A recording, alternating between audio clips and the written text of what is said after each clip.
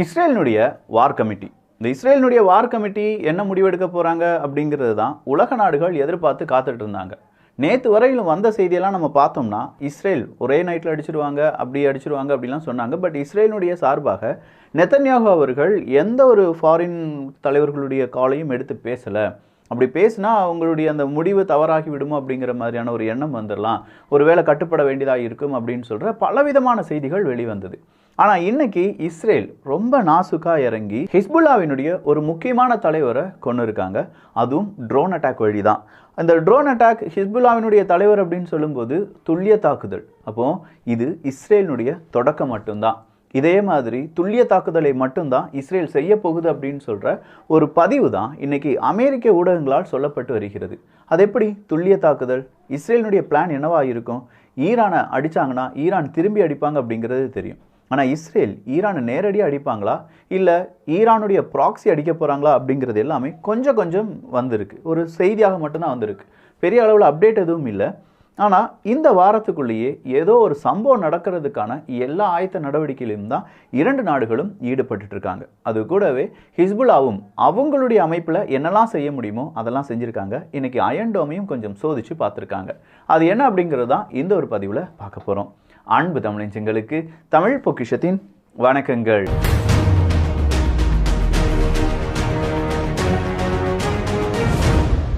இப்போ வந்திருக்கக்கூடிய கடைசி அப்டேட்டின் அடிப்படையில் யுனைடெட் ஏர்லைன்ஸாக இருக்கட்டும், ஏர் ஃப்ரான்ஸாக இருக்கட்டும், கேஎல்எம்மாக இருக்கட்டும், இப்போ பிரிட்டனுடைய ஈசி ஜெட்டும் அவங்களுடைய விமானங்கள் இஸ்ரேலுக்கு போகணுமா வேண்டாமா அப்படிங்கிறது எல்லாமே கொஞ்சமாக நாங்கள் என்ன செஞ்சுட்டு இருக்கோம், யோசிச்சுட்டு இருக்கோம். வேணும்னா அக்டோபர் வரை கொஞ்சம் இதை ஹோல்டு பண்ணி வைக்கலாம், நம்முடைய விமான சேவையை கொஞ்சம் ஹோல்ட் பண்ணி வைக்கலாம் அப்படிங்கிற முடிவுக்கு வந்திருக்காங்களாம்.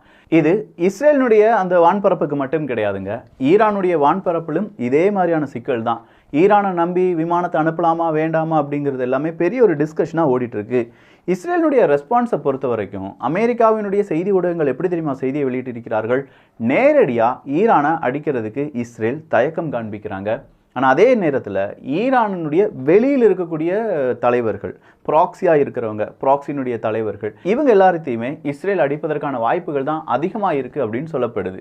அப்படின்னா நேரடியாக இஸ்ரேல் ஈரானுக்குள்ள தாக்குதல் நடத்தாமல் ஈரானுக்கு யார் யார் ஹெல்ப் பண்ணுறாங்க? இந்த இப்போ ஹிஸ்புல்லாவினுடைய ஒரு தலைவரை அடிச்சிட்டாங்க அப்படின்னு சொல்லி பார்த்தோம் பார்த்தீங்களா, முக்கியமான ஒரு தலைவர் கூட. அப்போ அவருடைய கார் போயிட்டே இருந்திருக்கு, காருக்கு பின்னாடி வந்த ட்ரோன் கரெக்டாக அவங்கள குறி வச்சு தாக்குன மாதிரி அழிச்சிருச்சு.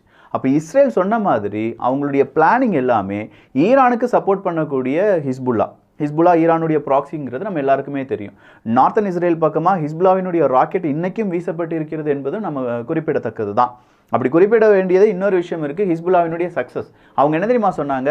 எஸ், அயன் டோமினுடைய முக்கியமான ஒரு கண்ட்ரோல் ஸ்ட்ரக்சரை நாங்கள் அடிச்சிட்டோம், அதுக்குள்ளே இருந்த நபர்கள் இறந்துட்டாங்க, அப்படி இல்லைன்னா கண்டிப்பாக கடுமையான காயங்களோடு நாங்கள் இருக்காங்க அப்படிங்கிற தகவலை வெளியில் விட்டுருந்தாங்க. இப்படி ஹிஸ்புல்லா வெளியிட்ட கொஞ்சம் நேரத்திலேயே இஸ்ரேலினுடைய செய்தி ஊடகம் வெளியிடுகிறது ஹிஸ்புல்லாவினுடைய முக்கியமான தலைவரை இஸ்ரேல் கொன்றுவிட்டது அப்படின்னு சொல்லி. ஸோ இவங்களுடைய விஷன், இஸ்ரேலுடைய விஷனை பொறுத்த வரைக்கும் ஈரானுக்கு மிகப்பெரிய அளவில் யாரெல்லாம் சப்போர்ட் இருக்காங்களோ அவங்கள ஃபஸ்ட்டு காலி பண்ணுறது, அப்படி காலி பண்ண பிறகு ஈரானுக்கு மறுபடியும் வர்றது அப்படிங்கிறது தான்.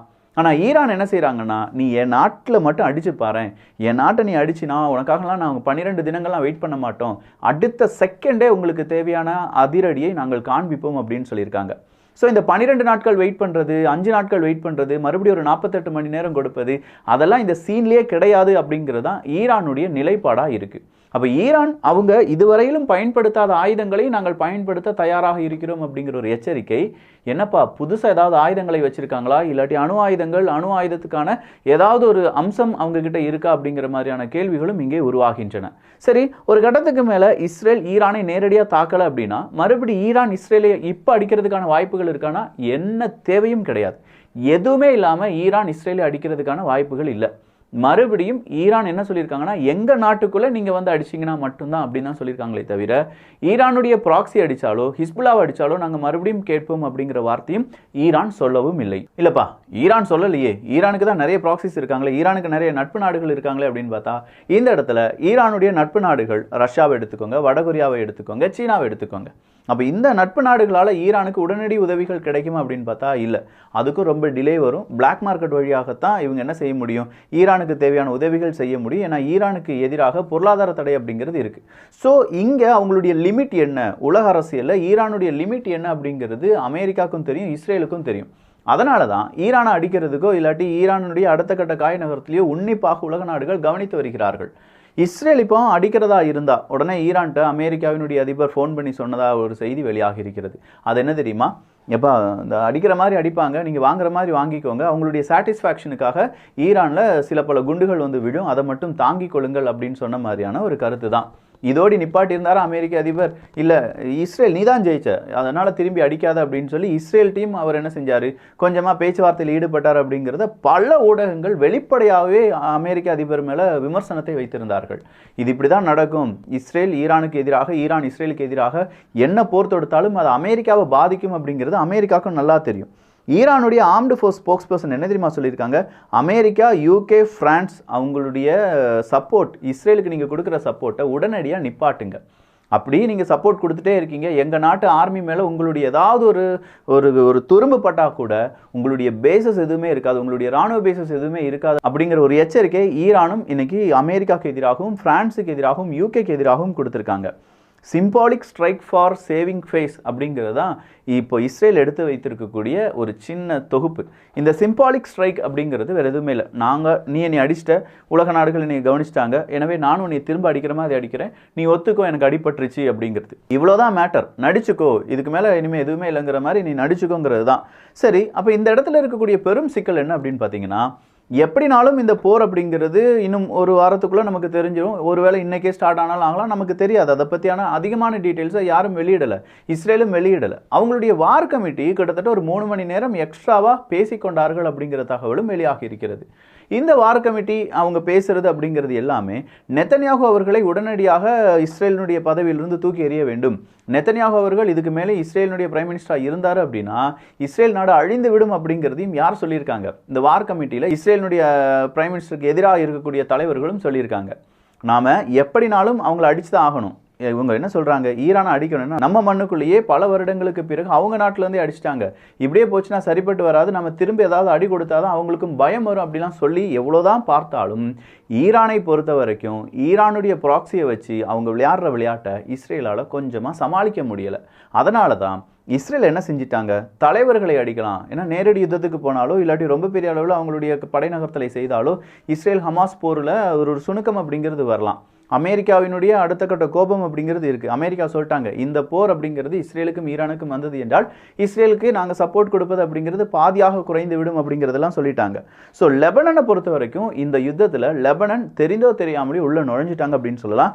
இப்போ லெபனன்லேருந்து நார்த்தன் கலிலி பக்கமாக நிறைய ராக்கெட் வந்திருப்பதாக ஏர் சைரன் அப்படிங்கிறது வந்துட்டு இருக்கு. இந்த ஏர் சைரன் இஸ்ரேலியர்களுக்கு எப்போவுமே இருக்கக்கூடிய ஒரு விஷயமா இருந்தாலும் புதுசாக ஈரான் மற்றும் இஸ்ரேல் அப்படிங்கிற அந்த செய்திகள், அவங்களுடைய அடுத்த கட்ட நகர்வுகள் அப்படிங்கிறத கேட்கும்போது அங்கே இருக்கக்கூடிய நபர்களுக்கும் ஒரு படபடப்பு வந்திருக்கும். சரி, அப்போ ரஷ்யா நேரடியாக உதவாங்களா அப்படின்னு பார்த்தா நேரடியாக ரஷ்யா உதவ வாய்ப்புகள் இல்லை. ஏன்னா ரஷ்யாவுக்கு நேரடியாக ஈரானும் உதவலை. ஆனால் மறைமுகமாக நிறையவே உதவிகள் ரஷ்யாவுக்கு ஈரானும், ஈரானுக்கு ரஷ்யாவும் செய்வாங்க. குறிப்பாக ரஷ்யா அவங்களுக்கு அதிநவீன ஃபைட்டர் ஜெட் விமானங்களை தர்றதுக்கு நாங்கள் தாரோம், உங்களுக்கு நாங்கள் அனுமதி தருகிறோம் அப்படின்னு சொல்லி அதுக்கு மட்டும் கேரண்டி கொடுத்துருக்காங்க. ஸோ அதிநவீன ஃபைட்டர் ஜெட் அப்படிங்கிறது வரப்போகுது. அது மட்டும் இல்லாமல் இந்த ஃபைட்டர் ஜெட் கூடவே ரிசர்ச் அண்ட் டெவலப்மெண்ட் வழியாக நிறைய மிசைல்ஸ் அது எப்படி ஒர்க் ஆகுது அப்படிங்கிறத ரஷ்யா படிச்சிருக்காங்க. அந்த படிப்பினை இல்லாட்டி அந்த ஒரு டெக்னாலஜி டிரான்ஸ்ஃபரும் யாருக்கு கொடுக்கப்படலாம், ஈரானுக்கு கொடுக்கப்படலாம் அப்படிங்கிறதான் கடைசியாக வந்திருக்கக்கூடிய தகவல். அப்போ ஈரானுக்கு ரஷ்யாவினுடைய அனுபவம் அப்படிங்கிறது பகிரப்பட போகிறது. அமெரிக்காவுக்கு எதிராக ரஷ்யாவினுடைய எதிரி நாடுகளாக 50 நாடுகள் அவங்க போட்ட திட்டம், அதை எப்படி ரஷ்யா முறியடித்தது அப்படிங்கிறதுக்கான கம்ப்ளீட் பேக்கேஜ் யாருக்கு டிரான்ஸ்ஃபர் செய்ய போகிறாங்க, ஈரானுக்கு டிரான்ஸ்ஃபர் செய்ய போகிறாங்க. அப்போ ஈரானுக்கு ஒரு விஷயம் புரியுது, நமக்கு நேரடியாக ரஷ்யா உதவலைனா கூட மறைமுகமாக ரஷ்யா உதவுறதுக்கான வாய்ப்புகள் இருக்குது, அந்த வாய்ப்பை நம்ம சரியாக பயன்படுத்தி கொள்ள வேண்டும் அப்படிங்கிறது தான். இன்னொரு headline, Iran is locked and loaded அப்படிங்கிறது தான். அவங்களுடைய டார்கெட் என்ன அப்படிங்கிறது இப்போ ஈரானுக்கு தெரியும். அதுக்கு தகுந்த மாதிரியே அவங்களுடைய ஆயுதங்களை அவங்க லோட் பண்ணி வச்சுருக்காங்க. நீ ஒரு அடி அடிச்சினா அவங்க 2 அடி தாராளமாக அடிப்பாங்க அப்படின்னு சொல்கிற அந்த எச்சரிக்கையும் இஸ்ரேலுக்கு கொடுக்கப்பட்டிருக்கிறது. அடுத்ததாக Iran will face consequences for its actions அப்படிங்கிறது தான் ஐடிஎஃப் ஸ்போக்ஸ் பர்சன் கொடுத்துருக்காங்க. சப்போஸ் ஈரான் எங்களுக்கு எதிராக அதாவது தாக்குதல் நடத்துகிற இல்லை நாங்கள் தான் தாக்குதல் நடத்துகிறோம் அப்படின்னு சொல்லி எங்களுக்கு எதிராக நீ பெரிய தாக்குதலை நடத்துகிறாய் என்றால் அதற்கான கான்சிக்வன்சஸை நீங்கள் அனுபவிப்பீர்கள் அப்படிங்கிறது தான் இப்போ ஐடிஎஃப்னுடைய ஸ்போக்ஸ் பர்சன் ஈரானுக்கு கொடுத்திருக்கக்கூடிய எச்சரிக்கை. சிஎன்என்னுடைய ரிப்போர்ட் என்ன சொல்லியிருக்காங்க அப்படின்னா ஸ்மாலஸ்ட் ஆக்ஷன் அகெயின்ஸ்ட் ஈரான் அப்படிங்கிறது தான். ஸோ ஈரானை பொறுத்த வரைக்கும் ஈரானுக்கு எதிராகவும் ஸ்மாலஸ்ட் ஆக்ஷன் தான் வரணும், ஈரானும் ஒரு ஸ்மால் ஆக்ஷன் உங்கள் நாட்டில் செய்வாங்க, அதை மட்டும் தாங்கிக் கொள்ளுங்கள் அப்படின்னு சொல்லி இஸ்ரேல் ஈரான் இந்த போரில் அமெரிக்காவினுடைய நடுநிலைமை என்பது இஸ்ரேல் பக்கம் இல்லாமல் ஈரான் பக்கம் வந்திருக்கிறது. அதாவது இஸ்ரேலை இப்போ நீ அடிக்காதன்னு சொல்லி கெஞ்சுவாங்கன்னு பார்த்தா அடி வாங்குற மாதிரி நீ நடிச்சுக்கோடா அப்படின்னு சொல்லி ஈரான்ட்ட வந்து கெஞ்சிட்டு இருக்காங்க பார்த்தீங்களா அமெரிக்கா. அடுத்ததாக என்ன செய்ய போகிறதோ என்னவோ. அமெரிக்காவினுடைய B-1B பாம்பர்ஸ் விமானங்களும் இப்போது எங்கே வந்துருச்சு, மிடில் ஈஸ்ட் பக்கமாலாம் வந்துருச்சு அப்படின்னு சொல்கிறாங்க. ஈரான் அவங்களுடைய நியூக்ளியர் ஃபெசிலிட்டி எல்லாத்தையுமே மூடிட்டாங்க அப்படிங்கிற தகவல் வெளியாகி இருக்கிறது. நியூக்ளியர் ஃபெசிலிட்டியை மூடிட்டாங்களா? ஆமாம். ஏதாவது ஒரு போர் வந்து அது அவங்களுடைய நியூக்ளியர் சைட்டில் ஏதாவது அடிபட்டுருச்சுன்னா ரேடியேஷன் லீக்லாம் சொல்லுவீங்க. அதனால் எங்களுடைய நியூக்ளியர் ஃபெசிலிட்டியெல்லாம் நாங்கள் மூடிட்டோம், எந்த வெளிநாட்டு அமைப்பும் இங்கே வந்து பார்க்க வேண்டாம் அப்படின்னு சொல்லி IAEA அமைப்புக்கும் ஒரு எச்சரிக்கை கொடுத்துருக்காங்க ஈரான். இந்த IAEA அமைப்பு தான் ஈரானில் அணு ஆயுதங்கள் எப்படி இருக்குது, அணு ஆயுதங்கள் செய்வதற்கான முயற்சிகள் எந்த அளவுக்கு நடந்துட்டு இருக்கு இதெல்லாம் கண்காணிக்கக்கூடிய ஒரு அமைப்பு. அந்த அமைப்புக்கு இப்போ சும்மா டாடா பாபாய் காண்பித்திருக்கிறார்கள் ஈரான். அப்போ பார்க்கலாம் என்ன நடக்க போகுது அப்படின்னு சொல்லி.